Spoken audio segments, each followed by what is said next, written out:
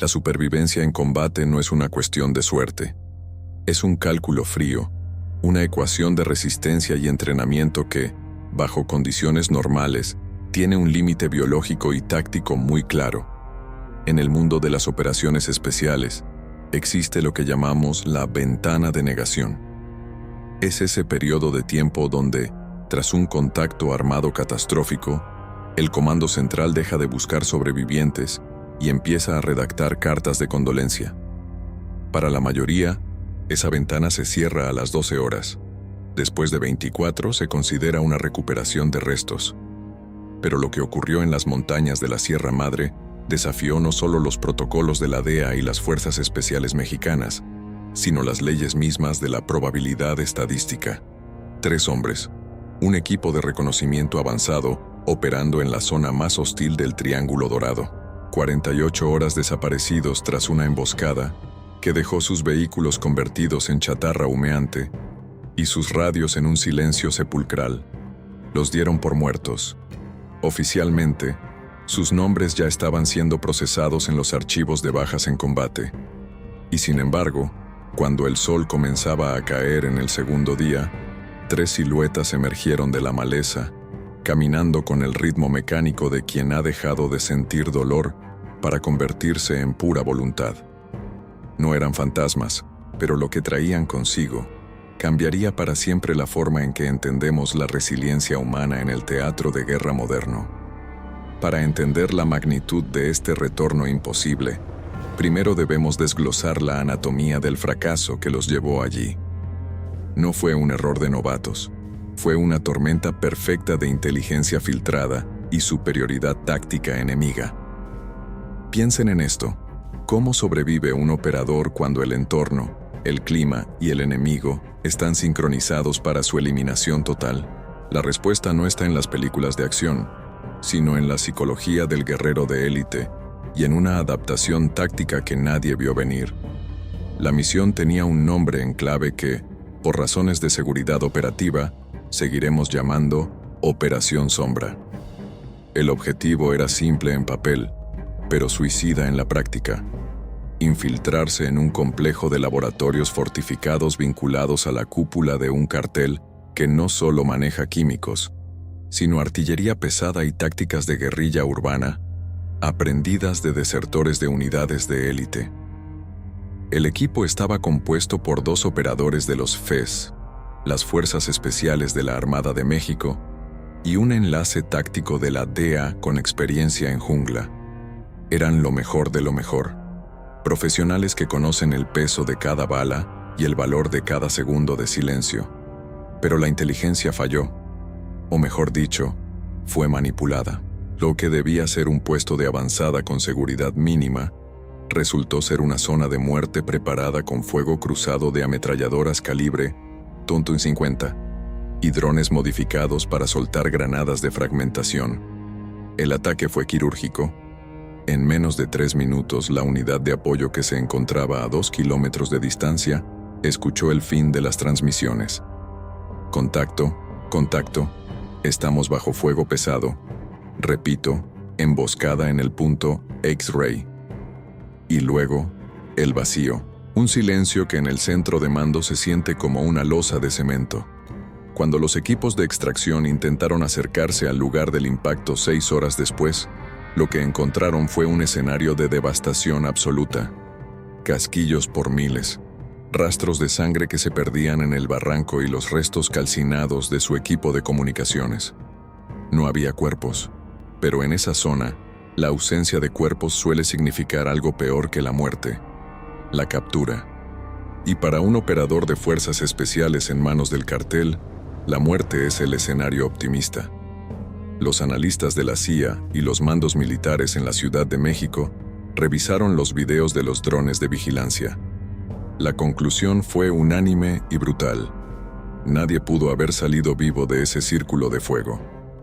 Se declaró el estado de Presumed Killed in Action. Se activaron los protocolos de duelo. Pero aquí es donde la narrativa oficial se rompe y entra la ciencia de la supervivencia táctica. Mientras los generales se daban la mano en señal de pesar, a kilómetros de distancia, En el fondo de una quebrada que los mapas satelitales no alcanzan a definir con claridad, 3 hombres estaban aplicando el protocolo de negación. Habían caído por un desfiladero de casi 20 metros durante la explosión inicial. Una caída que, irónicamente, fue lo que los salvó del tiro de gracia. Pero estar vivo es solo el primer paso. Estar vivo y herido en territorio enemigo, sin radio y con el equipo de rastreo del cartel buscándote, es simplemente una forma más lenta de morir. O al menos, eso es lo que dicen los manuales. Lo que estos hombres hicieron en las siguientes 48 horas es un caso de estudio en las academias militares de hoy. No corrieron, no entraron en pánico, se volvieron invisibles. Aplicaron lo que en el argot militar llamamos el paso del fantasma. Esto implica bajar el ritmo metabólico, controlar la respiración para evitar la fatiga extrema y, lo más importante, utilizar el terreno no como un obstáculo, sino como un aliado. Pero, ¿cómo lo lograron con heridas de metralla y fracturas por la caída? ¿Cómo evitaron a los perros rastreadores y los visores térmicos de un enemigo que conoce esos cerros como la palma de su mano? La clave reside en la adaptación táctica oculta. Mientras el enemigo esperaba que los sobrevivientes intentaran huir hacia el norte, hacia la frontera o los puntos de extracción conocidos, ellos hicieron lo impensable. Se movieron hacia el epicentro del peligro. Se infiltraron más profundo en la zona de control del cartel, utilizando las rutas de suministro de los propios criminales para camuflar su rastro. Es la paradoja del escondite. El lugar más seguro es a veces el más cercano al cazador. Imaginen la escena en el puesto de mando avanzado 48 horas después. El ambiente era fúnebre. Las pertenencias de los operadores ya estaban siendo empaquetadas. El comandante a cargo estaba terminando el informe final cuando un centinela en el perímetro exterior dio una voz de alerta por radio. Tenemos movimiento en el sector sur. 3 contactos. Se mueven lento. Parecen armados. La tensión escaló instantáneamente. En una zona de guerra, lo desconocido es sinónimo de amenaza. Los fusiles se encajaron en los hombros. Los dedos buscaron el gatillo. Las órdenes eran claras. Cualquier cosa que se acerque sin identificación es objetivo hostil. Pero entonces, a través de las miras telescópicas y los binoculares de alta potencia, los soldados vieron algo que desafiaba toda lógica. No eran guerrilleros. No era una unidad enemiga intentando un ataque sorpresa. Eran ellos, cubiertos de barro, sangre seca y vegetación, pero manteniendo la formación de diamante. El operador de la DEA iba en medio, sostenido por los 2 marinos mexicanos. No pidieron ayuda a gritos. No agitaron las manos con desesperación. Simplemente siguieron caminando hasta que estuvieron a 100 metros de la alambrada.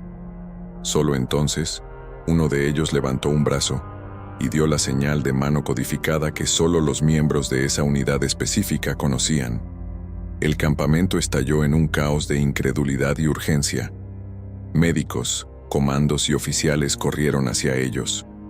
Pero cuando los alcanzaron, el primer instinto de los sobrevivientes no fue pedir agua o morfina, fue entregar inteligencia. Uno de los marinos, con una fractura abierta en el brazo izquierdo inmovilizada con una rama y cuerda de paracaídas, sacó del bolsillo de su uniforme un mapa empapado en sangre y una unidad USB recuperada de la base enemiga antes de que todo volara por los aires. Habían completado la misión. Habían muerto para el mundo, pero habían regresado del infierno con las llaves del reino enemigo. Este es el inicio de una historia que redefine los límites de lo que un soldado puede soportar. Porque el regreso no fue el final, sino el comienzo de una revelación mucho más oscura. ¿Qué fue lo que realmente vieron en esas 48 horas? ¿Cómo es que un equipo dado por muerto pudo no solo sobrevivir, sino contraatacar en el corazón del territorio más custodiado de México? La respuesta no está en el heroísmo ciego, sino en una serie de decisiones tácticas brutales y un secreto que el cartel intentó enterrar con ellos. Pero para entender eso, tenemos que retroceder al momento exacto en que la primera granada golpeó su vehículo. Tenemos que entrar en la mente de hombres que saben que no hay rescate y que la única forma de volver a casa es caminando sobre las cenizas de sus propios perseguidores. Porque lo que estos 3 operadores vivieron en la profundidad de la sierra no fue solo una huida, fue una cacería invertida. Y el mundo militar todavía está tratando de procesar cómo lo hicieron. Prepárense, porque esto es solo el primer capítulo de un descenso a la oscuridad y un ascenso imposible hacia la luz. La pregunta no es si regresaron, sino qué parte de ellos se quedó para siempre en esas montañas y qué trajeron de vuelta que los altos mandos preferirían no saber. Porque cuando un hombre vuelve de entre los muertos, rara vez lo hace solo con historias. Trae consigo la verdad que las instituciones prefieren mantener en las sombras. Y esa verdad está a punto de salir a la luz. Para entender cómo estos 3 hombres caminaron de regreso desde el olvido, primero debemos diseccionar la anatomía del desastre. Porque en el mundo de las operaciones especiales, nadie muere por accidente. La muerte es el resultado de una cadena de errores tácticos, fallos de inteligencia o, en este caso, una traición tan profunda que los niveles de seguridad más altos de la Ciudad de México y Washington quedaron comprometidos. 48 horas antes de que esa silueta en formación de diamante apareciera en el horizonte, la operación fue declarada FUBAR, totalmente arruinada. El objetivo era un complejo fortificado en el corazón del Triángulo Dorado, una zona donde la orografía es tan hostil como los hombres que la patrullan. El equipo, una unidad híbrida de marinos de élite y un enlace operativo de la DEA con experiencia en contrainsurgencia, no iba allí para realizar una detención estándar. Iban tras la arquitectura logística del cartel, el sistema de comunicaciones encriptadas que permitía el flujo de fentanilo hacia el norte. La inserción fue impecable. Un despliegue rápido desde un Black Hawk a baja altura, aprovechando la cobertura del terreno. Pero lo que la inteligencia del Centro de Fusión de Inteligencia no detectó fue que el enemigo no estaba esperando, estaba cazando. Apenas los pies de los operadores tocaron el suelo, el silencio de la sierra se rompió, no con gritos, sino con el sonido seco de las detonaciones iniciadas por comando. Piénsenlo por un segundo. Estás en un territorio donde cada árbol tiene ojos, a kilómetros de cualquier apoyo aéreo, y de repente, el suelo bajo tus pies se convierte en metralla. El vehículo de apoyo, un blindado ligero que debía ser su cobertura, fue la primera víctima de un RPG-7 disparado desde una posición elevada que, según los mapas de calor satelitales, debería haber estado vacía. En el cuartel general, el pulso de la misión se detuvo. Las pantallas que rastreaban las constantes vitales y las señales GPS de los operadores se volvieron rojas, y luego, nada. Silencio radio. El comandante de la fuerza de tarea, un hombre que había visto décadas de guerra contra el narco, supo en ese instante que acababa de perder a su mejor equipo. No hubo una orden inmediata de rescate. En ese nivel de conflicto, enviar una fuerza de extracción a una zona caliente sin información es simplemente enviar más hombres al matadero. Aquí es donde entra el luto institucional. Es una fase fría, técnica y brutalmente desoladora. Mientras los analistas en Langley y los mandos en la Secretaría de Marina revisaban los registros de video de los drones ISR, la narrativa ya se estaba escribiendo. Unidad diezmada, sin supervivientes. Se iniciaron los protocolos de notificación. Se prepararon los expedientes de acción en combate. Para el sistema, esos hombres ya eran fantasmas. Sus nombres empezaban a ser movidos a la columna de las bajas. Un sacrificio necesario en la guerra de desgaste. Pero mientras los generales se quitaban los auriculares en señal de derrota, en la profundidad de la barranca, la realidad era muy distinta. El caos del impacto inicial no había logrado su objetivo principal, la aniquilación total. La explosión del vehículo había creado una cortina de humo y fuego que, paradójicamente, les dio la única oportunidad que necesitaban. El agente de la DEA, con una conmoción cerebral severa y el oído sangrando, Fue arrastrado fuera de la zona de muerte inmediata por el sargento de los marinos. El tercer hombre, el especialista en comunicaciones, no estaba pidiendo apoyo por radio. Estaba usando el último aliento de su equipo dañado para interceptar las frecuencias de los sicarios que bajaban del cerro para rematarlos. Fue en ese momento de falla catastrófica donde ocurrió la adaptación táctica más increíble.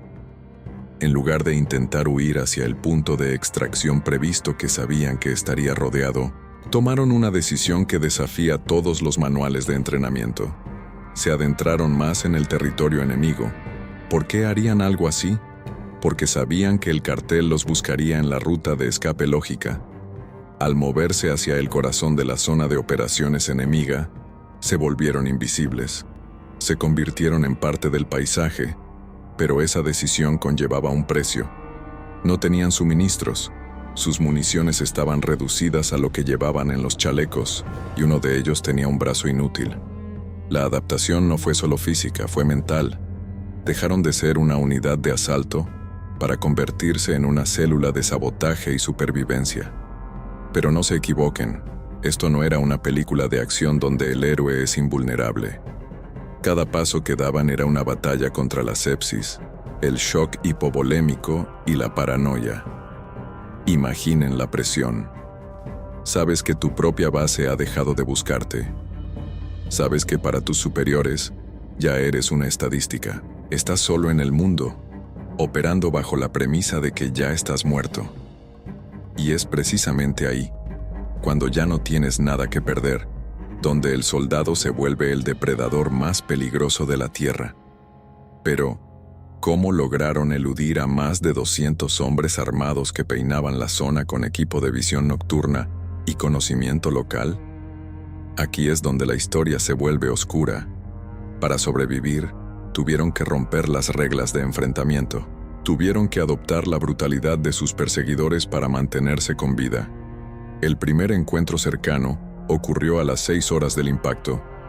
Una patrulla de avanzada del cartel, compuesta por 4 hombres, se detuvo a pocos metros de donde los 3 operadores estaban enterrados literalmente bajo una capa de hojas y lodo.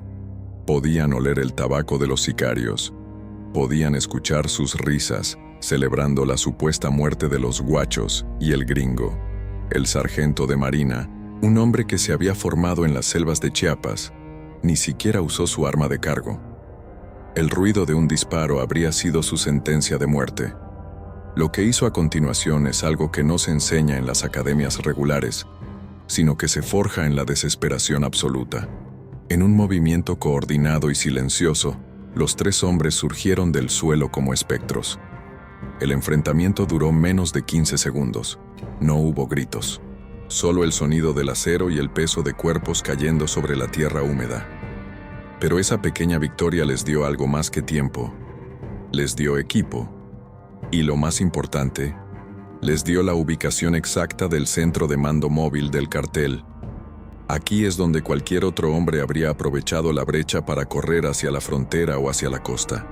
Sin embargo, este equipo no era cualquier otro. El agente de la DEA, recuperando la lucidez a pesar del dolor punzante en su cabeza, recordó el objetivo principal de la misión: el USB, la información. Si morían, la traición que los puso en esa situación quedaría impune. El topo en la organización seguiría operando. La única forma de validar su muerte o de justificar su supervivencia era completar la tarea por la que sus compañeros habían caído. Decidieron que si iban a ser hombres muertos, se asegurarían de llevarse el secreto del enemigo con ellos. Pero el camino hacia ese objetivo no era una línea recta. Era un descenso a un infierno de 48 horas donde la línea entre el cazador y la presa se borró por completo. A medida que la primera noche caía sobre la sierra, el frío empezó a morder. La hipotermia es un enemigo más silencioso que un sicario, pero igual de letal.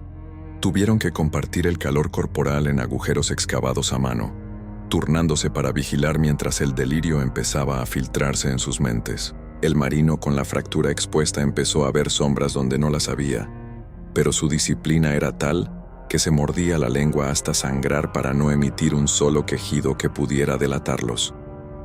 ¿Pero qué fue lo que realmente encontraron en ese complejo? ¿Qué había en esa unidad USB que era tan valioso como para que un equipo dado por muerto decidiera no huir, sino atacar? Lo que descubrieron en las horas siguientes no solo cambiaría el rumbo de la guerra contra las drogas en esa región, sino que pondría en jaque a instituciones que se creían intocables. Porque mientras ellos se arrastraban por el fango, evitando las patrullas enemigas por milímetros, se dieron cuenta de que la emboscada no fue un error de cálculo del cartel. Fue una entrega coordinada. Alguien quería que ese equipo desapareciera. Alguien en quien confiaban les había puesto un blanco en la espalda. Y ahora, esos muertos estaban regresando no por rescate, sino por justicia. Pero para llegar a la base, para cruzar esos últimos kilómetros que los separaban de la seguridad, primero tendrían que pasar por el corazón de la bestia. El reloj seguía corriendo. El agua se había acabado. La adrenalina se estaba agotando, dejando solo el dolor puro y la voluntad de hierro. Pero el mundo táctico está a punto de aprender una lección que olvidan con frecuencia. Nunca des por muerto a un operador hasta que hayas contado los casquillos y verificado el pulso. Y aún así, ten cuidado, porque lo que estos hombres estaban a punto de hacer en las siguientes 24 horas no fue solo una hazaña de resistencia física. Fue una lección de guerra psicológica que dejó al cartel paralizado por el miedo. Empezaron a encontrar a sus propios centinelas eliminados sin un solo disparo, en lugares que se suponían seguros.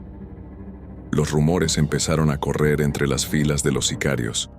Los fantasmas de la Marina estaban cobrando su deuda. Pero la parte más difícil no fue el combate. Fue mantener la cordura cuando el cuerpo les gritaba que se rindieran, cuando cada fibra de su ser les decía que se dejaran caer y dejaran que la oscuridad los reclamara. Pero no lo hicieron, siguieron caminando. Y mientras tanto, en la base que los esperaba, el papeleo para sus funerales estaba casi terminado. Nadie esperaba ver lo que verían al amanecer del segundo día. Nadie estaba preparado para la verdad que traían grabada en su piel y guardada en ese dispositivo USB empapado en sangre. El regreso estaba cerca, pero el precio que pagarían por esos últimos kilómetros sería el más alto de todos, porque volver de entre los muertos tiene un costo, y la parte de ellos que se quedó en la sierra esa noche nunca volvería a ser la misma. La pregunta ahora no era si sobrevivirían, sino si el sistema que los abandonó estaba listo para enfrentar lo que estos hombres habían descubierto en el corazón de las tinieblas. Mientras el eco de los disparos se perdía en la inmensidad de la sierra, un fenómeno psicológico comenzó a gestarse entre las filas del cartel. No era solo miedo, era una erosión sistémica de su confianza. Los hombres que habían sido enviados a limpiar el área de los restos del equipo táctico empezaron a desaparecer. No en tiroteos estruendosos, sino en silencios sepulcrales. Un centinela que se alejaba para orinar y nunca regresaba. Un vigía encontrado en su puesto, con los ojos abiertos, pero sin vida, víctima de un ataque tan rápido y preciso que no tuvo tiempo ni de quitarle el seguro a su fusil. El equipo de operaciones especiales, reducido a su mínima expresión física, había activado lo que en los manuales de doctrina se conoce como supervivencia agresiva. Ya no estaban escapando, estaban operando dentro del bucle de decisión del enemigo. En este punto, el hambre y la deshidratación habían pasado a un segundo plano, reemplazados por una claridad mental forjada en el trauma extremo. Es el estado que los operadores llaman la zona, donde el tiempo parece dilatarse y cada movimiento es una ejecución perfecta de memoria muscular. Pero mientras estos hombres se movían como sombras entre la maleza, a kilómetros de allí, en el búnker de inteligencia de la Ciudad de México, la atmósfera era radicalmente distinta. El duelo institucional ya se había asentado. Las banderas estaban a media asta de manera simbólica en los corazones de sus compañeros, y los analistas de la CIA y la DEA ya estaban redactando el informe post-acción de lo que catalogaban como un desastre total. La narrativa oficial estaba sellada. El equipo fue emboscado por una fuerza superior y no hubo sobrevivientes. Sin embargo, hay algo que los burócratas detrás de los monitores de visión térmica nunca entenderán. Un operador de élite no es solo su equipo o su armamento. Es su capacidad de adaptación táctica en condiciones de degradación total. Para cruzar el último cordón de seguridad del cartel, el equipo tuvo que improvisar. Con el marino herido a cuestas, cuya pierna ya presentaba signos de gangrena, utilizaron una táctica de distracción que solo se enseña en los niveles más oscuros del entrenamiento de sabotaje. Utilizaron los restos de su propio equipo dañado, un radio con la batería casi agotada y una granada de humo recuperada para crear un fantasma electromagnético y visual. Hicieron creer al enemigo que se movían hacia el norte, hacia el río, cuando en realidad se arrastraban hacia el sur, directamente a través de un campamento de suministros del cartel. ¿Por qué tomar un riesgo tan absurdo? Porque el lugar más seguro suele ser donde el enemigo cree que es imposible que estés. Fue en ese campamento donde interceptaron una comunicación por radio que les heló la sangre más que el frío de la madrugada. No era una frecuencia del cartel. Era una frecuencia encriptada de la misma institución que los había enviado a la misión. Escucharon órdenes directas de confirmar la eliminación total de los activos para evitar fugas de información. Piénsenlo por un segundo. Estás herido, sin municiones, dado por muerto, y acabas de escuchar que tus propios superiores están coordinando con tus verdugos para asegurarse de que no regreses. En ese momento, el objetivo de la misión cambió. Ya no se trataba de entregar un dispositivo USB, se trataba de una declaración de guerra contra la corrupción que había infectado las raíces mismas del sistema de defensa. La adaptación táctica se volvió entonces política. Los tres hombres sabían que si llegaban por los canales normales, serían eliminados antes de cruzar la puerta principal de la base. No podían confiar en el uniforme. No podían confiar en la bandera. Solo podían confiar en el hombre que tenían a su izquierda y a su derecha. Comenzaron a utilizar técnicas de ocultación que desafiaban la lógica. Se cubrieron con lodo y vegetación en descomposición para anular su firma térmica, sabiendo que el cartel ahora contaba con apoyo de drones de vigilancia proporcionados, irónicamente, por el mismo programa de asistencia técnica que ellos representaban. Cada paso era una batalla contra la física. El marino con la fractura expuesta sufría espasmos musculares tan violentos que tenían que morder un trozo de cuero para no gritar, pero sus compañeros no lo abandonaron. Lo cargaron en una camilla improvisada con ramas y cuerdas de paracaídas, moviéndose a una velocidad agónica de 200 metros por hora. Pero aquí es donde la narrativa del regreso imposible se vuelve técnica. Para evadir los drones, analizaron los patrones de patrullaje aéreo. Notaron que cada 40 minutos había un punto ciego de 3 minutos, mientras el dron cambiaba de cuadrante o ajustaba su ángulo de cámara. En esos 3 minutos, el equipo se movía con una explosión de energía que desafiaba sus cuerpos destrozados. En cuanto el dron regresaba, se convertían en parte del paisaje, estatuas de barro que ni siquiera el sensor más avanzado podía detectar entre la maleza densa. Sin embargo, la verdadera prueba no fue física. Fue el momento en que se encontraron frente a frente con una patrulla de jóvenes sicarios, no mayores de 18 años, drogados y armados hasta los dientes con fusiles Barrett .50. El equipo estaba a menos de 10 metros.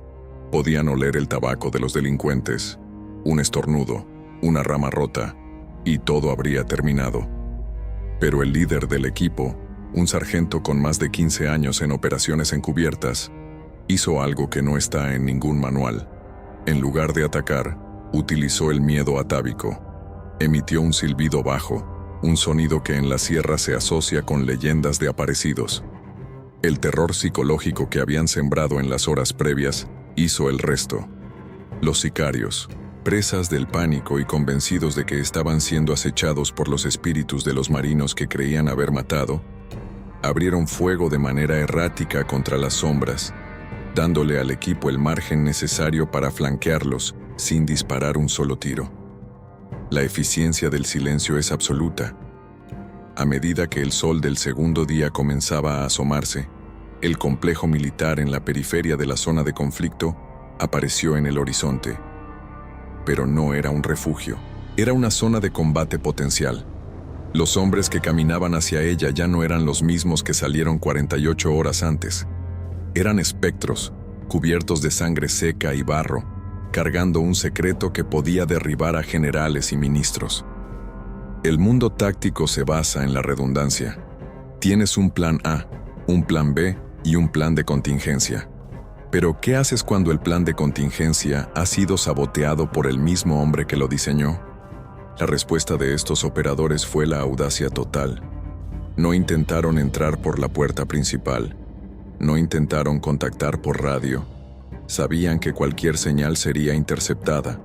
En su lugar, decidieron infiltrarse en su propia base de la misma manera que se infiltrarían en una instalación enemiga. A medida que se acercaban al perímetro de seguridad, el contraste era brutal. Veían a los soldados de guardia fumando, relajados, creyendo que la amenaza estaba allá afuera. No tenían idea de que la mayor amenaza que habían enfrentado jamás estaba a punto de entrar por la brecha que ellos mismos habían descuidado. Pero el destino tiene una forma cruel de jugar con los hombres. Justo cuando estaban a punto de cruzar la última línea de árboles, a menos de 100 metros de la seguridad aparente, una patrulla de la policía militar, equipada con visión nocturna de última generación, los detectó. ¡Alto! ¡Identifíquense!, gritó una voz por el megáfono. El sargento, sosteniendo el cuerpo casi sin vida de su compañero, se puso de pie. No levantó las manos. No soltó su arma. Solo miró fijamente hacia la luz del reflector que lo cegaba. En ese momento, el tiempo se detuvo. Los soldados del otro lado del rifle no veían a 3 héroes regresando de la muerte. Veían a 3 figuras de pesadilla saliendo de la oscuridad. Lo que sucedió en esos segundos de tensión extrema definiría no solo el destino del equipo, sino la integridad de toda una nación, porque en ese momento, la orden de disparar a matar ya había sido emitida desde el centro de mando. Alguien, en algún lugar con aire acondicionado y un traje impecable, presionó el botón para silenciar a los muertos para siempre. Pero hay algo que el poder corrupto nunca toma en cuenta. La lealtad de los hombres de armas en el campo de batalla suele ser más fuerte que las órdenes de un superior traidor. El dedo en el gatillo del cabo que los apuntaba tembló. Reconoció el parche de unidad, desgarrado y manchado de sangre, pero aún visible en el hombro del sargento. Era el parche de los fantasmas, la unidad que se suponía había sido aniquilada. La tensión era tan espesa que se podía cortar con un cuchillo. En el búnker de mando, el general a cargo gritaba por la radio: «¡Fuego! Son insurgentes usando uniformes robados. ¡Abran fuego ahora!». Pero nadie disparó. El silencio que siguió fue el más pesado de toda la misión. El sargento dio un paso adelante. Cada músculo de su cara era un mapa de dolor y determinación. Escupió sangre y pronunció una sola frase, con una voz que parecía venir de la ultratumba. Una frase que paralizó a todos los que la escucharon por el canal abierto de radio. «Estamos de vuelta, y traemos los nombres de todos ustedes». En ese instante, la dinámica de poder cambió por completo. El equipo que fue dado por muerto no solo había sobrevivido a la sierra y al cartel, habían sobrevivido a la traición, pero el verdadero combate estaba a punto de comenzar dentro de esos muros de concreto. Porque entrar en la base era solo la mitad de la batalla. Salir con vida de ella, con la verdad intacta, requeriría un nivel de estrategia que superaba cualquier entrenamiento previo. Porque mientras los médicos corrían hacia ellos y los oficiales de seguridad intentaban desarmarlos, el sargento se aseguró de que el dispositivo USB estuviera en las únicas manos en las que aún podía confiar. No eran manos militares. Eran las manos de alguien que nadie esperaba ver allí esa mañana. ¿Quién era esa persona? ¿Y cómo es que el equipo logró prever que su propia institución les daría la espalda? El rompecabezas de la traición era mucho más profundo de lo que imaginaban, extendiéndose hasta las oficinas de inteligencia en Washington y los palacios de gobierno en el sur. El regreso de los muertos era solo el comienzo de una purga que nadie estaba preparado para presenciar, porque cuando un operador de fuerzas especiales decide que ya no tiene nada que perder, se convierte en la herramienta más peligrosa del arsenal humano. Y estos 3 hombres, después de 48 horas en el infierno, ya no tenían nada, excepto su honor y un deseo insaciable de justicia táctica. Lo que descubrieron a continuación en las salas de interrogatorio de su propia base revelaría que el enemigo no estaba solo en las montañas. El enemigo estaba sentado a la mesa con ellos, compartiendo su café y planificando su próximo funeral. La guerra acababa de volverse personal. El aire en la sala de interrogatorios no era solo frío, era estéril. Un contraste brutal con el olor a pólvora, tierra húmeda y descomposición que los 3 operadores traían impregnado en los poros. Para el sargento y sus hombres, el zumbido de las luces fluorescentes era más ensordecedor que las explosiones de hace unas horas. El aislamiento táctico había terminado, pero la guerra psicológica acababa de entrar en su fase crítica. Lo que ocurrió en ese búnker no fue un interrogatorio estándar. Fue una partida de ajedrez donde el tablero estaba manchado de sangre. El sargento no miraba a los oficiales de inteligencia que lo asediaban con preguntas sobre cómo sobrevivieron. Su mirada estaba clavada en el espejo bidireccional, sabiendo exactamente quién estaba del otro lado. Sabía que el general, aquel que dio la orden de silencio total, estaba observando cómo sus piezas se negaban a caer. Piensen en la presión de ese momento. Han pasado 48 horas evadiendo fuerzas especiales enemigas, sicarios de élite y los elementos más hostiles de la sierra. Han vuelto de la muerte solo para encontrarse con que sus propios hermanos de armas tienen órdenes de tratarlos como activos comprometidos. Pero aquí es donde entra la maestría de la formación de operaciones especiales. No solo sobreviven en el barro, sobreviven en la intriga. ¿Recuerdan el dispositivo USB mencionado anteriormente? No estaba en manos de un coronel ni de un agente de la DEA. Estaba en manos de una operadora de transmisiones de bajo rango, una mujer que el mando ignoraba sistemáticamente, pero que el sargento había identificado semanas antes como el único eslabón no contaminado por la red de sobornos.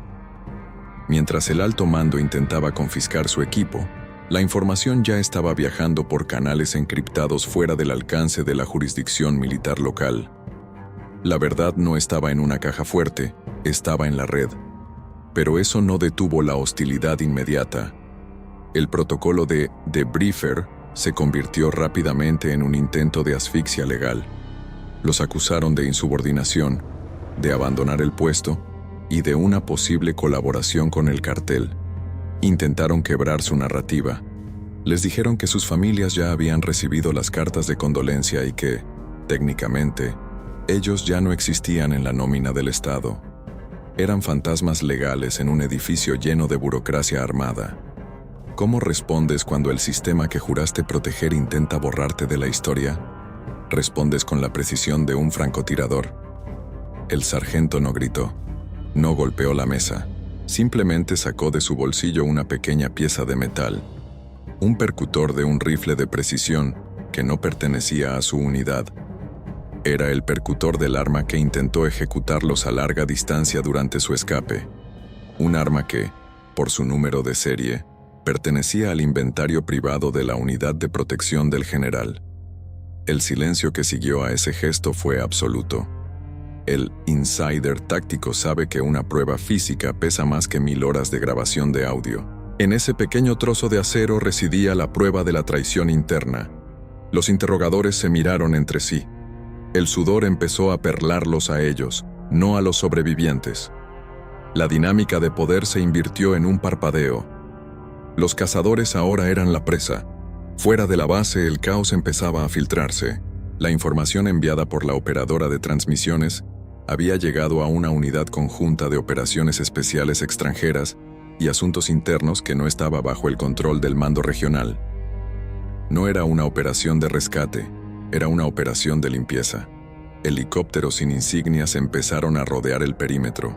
El alto mando, que minutos antes celebraba el accidente de sus hombres, ahora se encontraba destruyendo documentos en una carrera frenética contra el tiempo.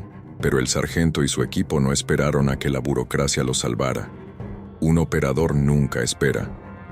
A pesar del agotamiento extremo, a pesar de las costillas rotas y la deshidratación, el entrenamiento tomó el control.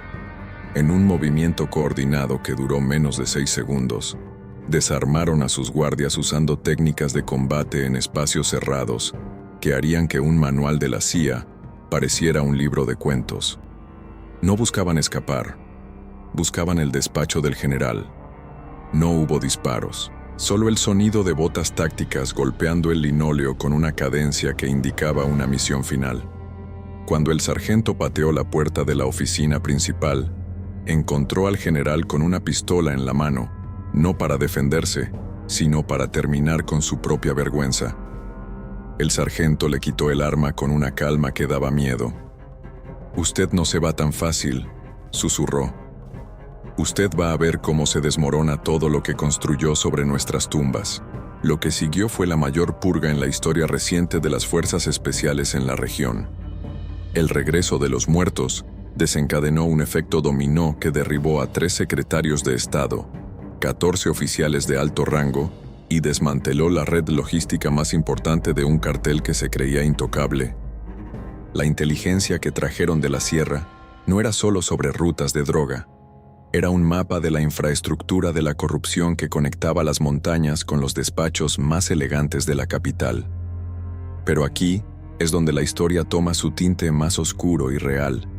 Estos hombres no recibieron medallas en una ceremonia pública. No hubo desfiles. El sistema, incluso después de ser purgado, no puede permitirse que el público sepa cuán cerca estuvo de colapsar desde adentro. Se les dio nuevas identidades, nuevas vidas y una jubilación forzada en las sombras.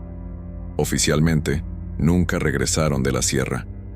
Sus nombres siguen grabados en el muro de los caídos, una paradoja táctica que solo aquellos que han portado el uniforme pueden entender. Piénsenlo bien. La próxima vez que escuchen sobre una unidad que se perdió en combate o sobre una operación que salió mal en territorio hostil, recuerden que la verdad suele ser mucho más compleja que un informe oficial. A veces, los que mueren son los afortunados. Los que regresan, los que caminan 48 horas a través del infierno solo para enfrentarse a la traición de los suyos, esos hombres cargan con una carga que ningún entrenamiento puede aliviar. El sargento, según cuentan los pocos que aún mantienen contacto con los canales de inteligencia, vive hoy en un lugar que no aparece en los mapas. Se dice que aún guarda ese parche desgarrado y manchado de sangre. No como un trofeo, sino como un recordatorio de que en el mundo de las operaciones especiales, el enemigo más peligroso no es el que tienes frente a ti en la selva, sino el que firma tus órdenes de despliegue desde una oficina climatizada. La misión terminó, pero la vigilancia es eterna, porque mientras exista el poder, existirá la tentación de sacrificar a los peones para salvar a los reyes. Pero estos peones resultaron ser los hombres más peligrosos del tablero. Volvieron caminando de la muerte para recordarnos una cosa. La lealtad es un arma de doble filo, y el honor es lo único que no se puede enterrar, ni siquiera a 3 metros bajo tierra en la sierra más profunda del mundo. Caso cerrado. Operación finalizada. Pero el eco de sus pasos regresando a la base todavía resuena en los pasillos del poder, como una advertencia silenciosa para cualquiera que crea que puede silenciar a un guerrero de élite simplemente dándolo por muerto. La historia de los fantasmas vive en el manual no escrito de todo aquel que se atreve a vestir el uniforme. Nunca dejes a un hombre atrás, y mucho menos, nunca traiciones a los que están dispuestos a morir por ti. Porque si lo haces, puede que ellos también vuelvan caminando.